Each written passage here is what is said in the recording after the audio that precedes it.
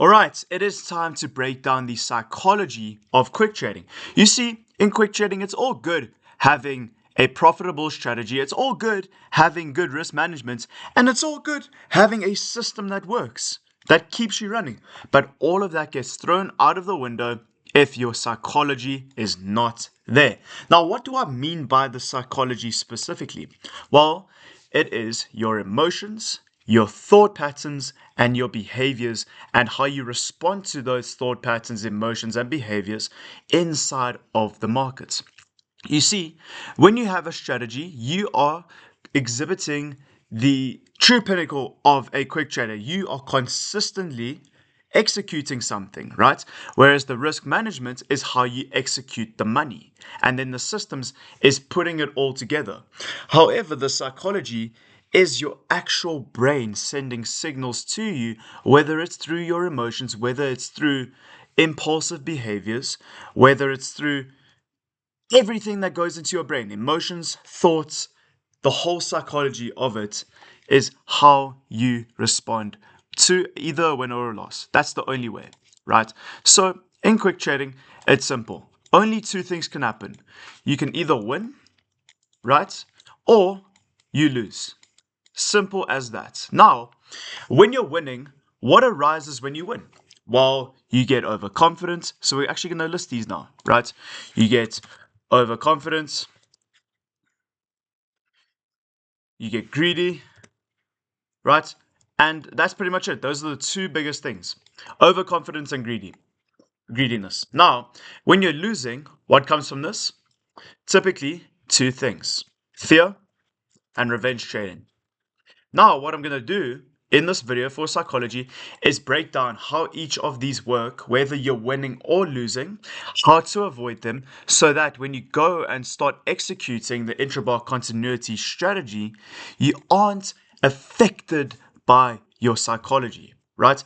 Because in trading, how it works is you have an expected, right? It's almost like an expected value, which is just the expected win rate percentage that you should have for your strategy. Now, what happens is when you have poor trading psychology, that win rate will drop significantly, possibly by 10%, maybe even 20%, right?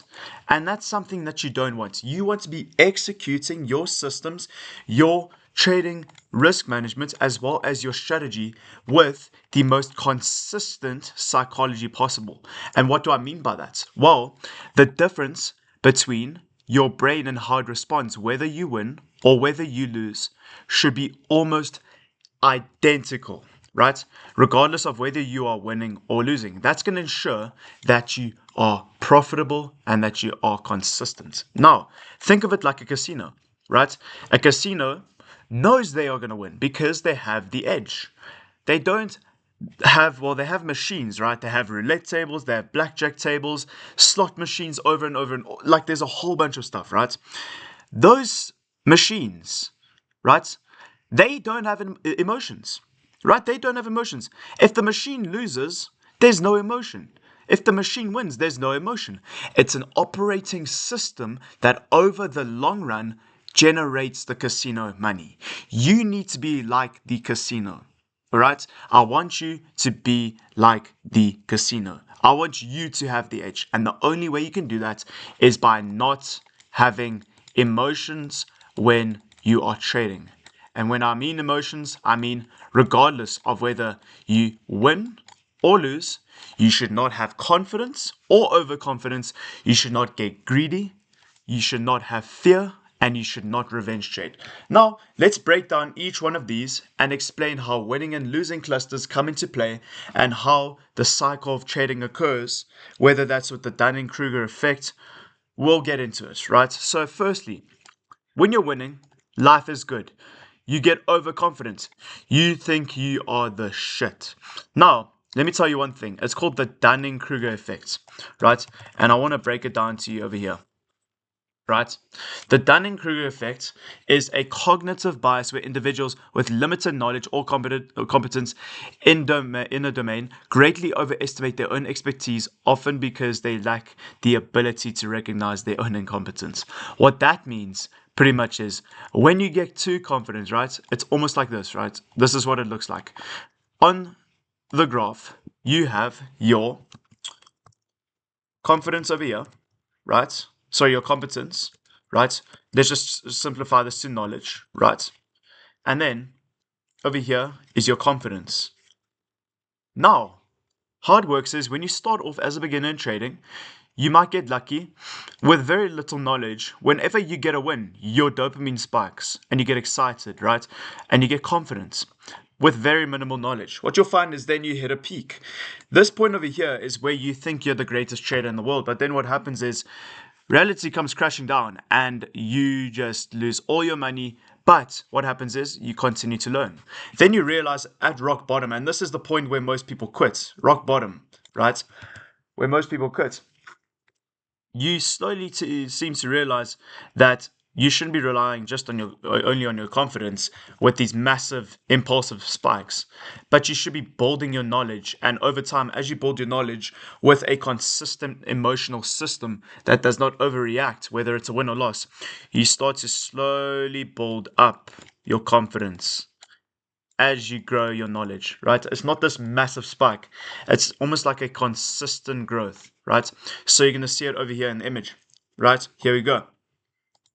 So let's find a point over here, right? Here we go. Knowledge and confidence. Peak of enthusiasm. You think you're the greatest. You lose, you lose, you lose. You hit this point, and that's where most traders quit, right? They hit a valley of despair. But if you are able to push past this point as a trader, you will start to reach a slope of enlightenment. And that enlightenment pretty much means that you start realizing that you can actually make this work. You just should not be hitting peaks of enthusiasm, right? And then you get to a platform and a plateau of sustainability. And this is exactly where you start to actually become a profitable trader and a consistent trader because your confidence matches your knowledge and vice versa. Very important, okay? Do not have overconfidence when trading. Next, do not be greedy, right? So these are all the don'ts, right? I'm going to put an X next to all of them because you should not be doing this. The next one is greediness. You must not be greedy. And the only way to eliminate that, because greediness in trading is simply hitting a point where you said you're going to stop, right? And we obviously know what's our take profit? Plus 12. Okay, when we get to plus 12, we stop trading. No more trading. We've made our money and we get out. But what most traders will do is they'll hit this and they will feel like they can go on and make more money, right? And that's once again overconfidence coming into play. When they go past and they maybe hit like plus 14 or even just plus 13, they're like, oh no, this is fine. I can keep doing it. Then what happens? They go down to like a plus 6. Now, when they get to that plus 6, they're like, oh no, I wish I was at plus 12. This is a cycle. It's a loop of trying to become greedy. Or it's a loop of greediness that you can't fall into. You need to accept and take what you wanted at the start of a session, and then you take that and you move on and you come back the next day and you trade again. Because you're going to hit plus 13 over here. It's going to feel great. Then you're going to go down to like plus 6. And then you're going to wish that you were at plus 12. But you said that you're going to go to plus 12 and stop. Right? It's literally insanity. Right? The definition of insanity is doing something over and over and over and expecting a different result. Right? And that's the loop of greediness that traders fall into. And it's very similar to the overconfidence because they reach plus 12 and they think they're the shit and that they can continue to grow and like increase the money. But what they'll find is that after wins, you have losses. They get from plus 12 down to like plus 6 over here. Then they wish they were here. But you were there. Right? We need to be consistent with our emotions and what we want. That's why risk management is so important, right?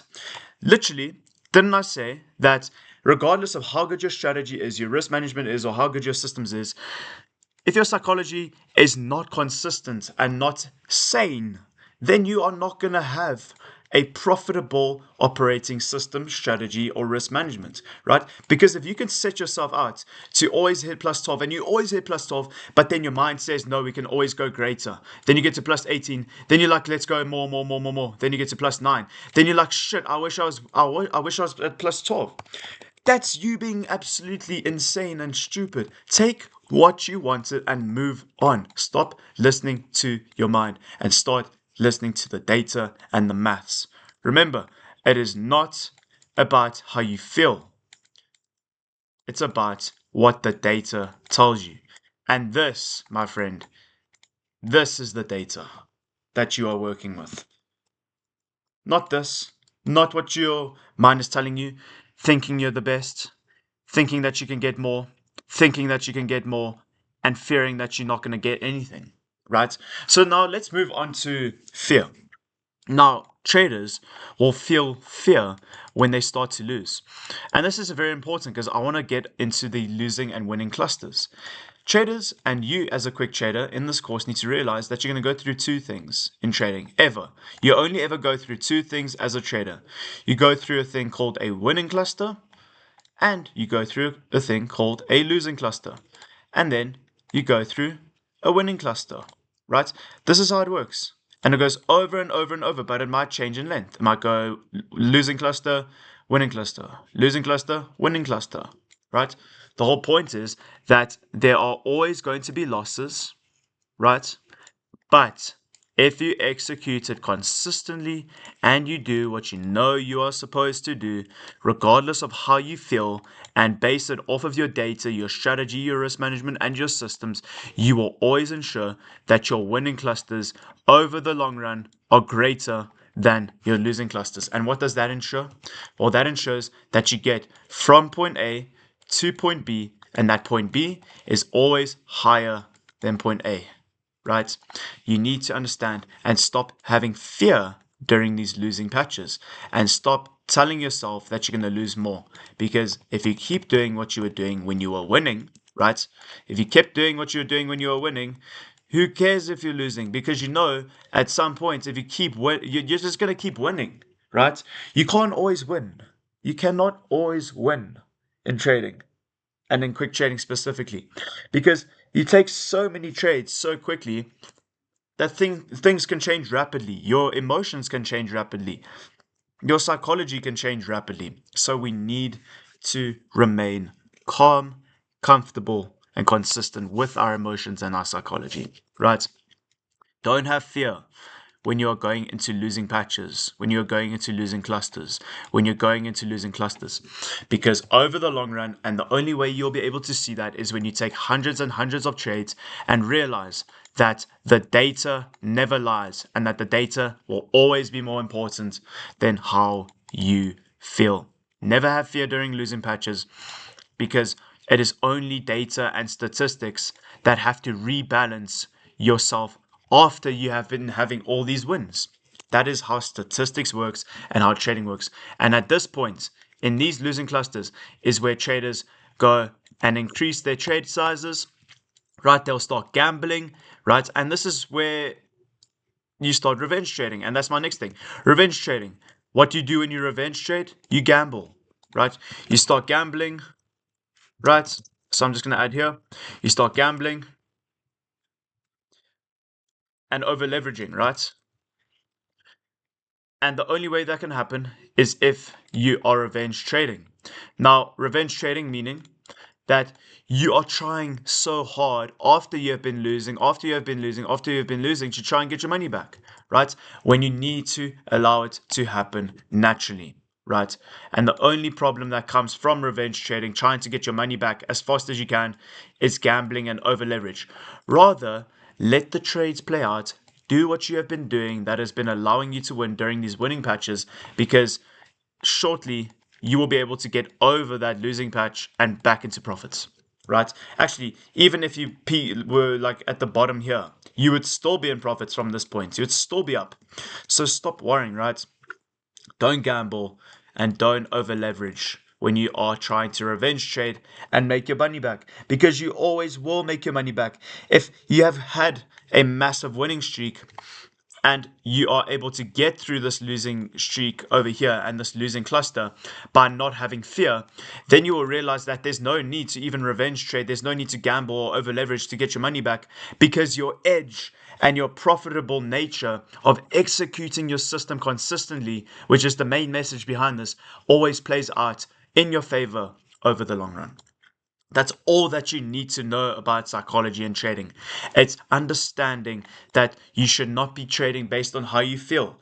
Stop listening to what your mind is telling you and start listening to what the numbers, the strategy, the risk management, and the systems are telling you. Okay, don't have overconfidence and don't get greedy when you win, and don't have fear and do not revenge trade, gamble, or over leverage your money when you lose. Because at the end of the day, you will always overcome your losing patches by consistently executing your system, your strategy, and your risk management. Regardless of whether you are winning or losing, you will get from point A to point B, and point B will always be higher than point A.